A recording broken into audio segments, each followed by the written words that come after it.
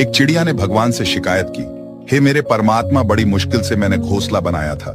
लेकिन आपने तूफान भेज दिया और मेरा घर उजड़ गया। तभी ऊपर से आवाज आई, तेरे घोंसले में सांप आया था तुझे खाने, इसलिए तूफान भेजा ताकि तुम जाग कर उड़ जाओ और तुम्हारी जान बच जाए। दोस्तों, कई बार ना जाने हमारी जिंदगी में कितनी मुसीबतें आती हैं और हमको पता भी नहीं होता कि हमारा भगवान हमें कैसे परेशानियों से बचाता है। अगर आपको लगता है कि भगवान आपको कष्ट के पास ले आए हैं, तो भरोसा रखिए, वो आपको कष्ट के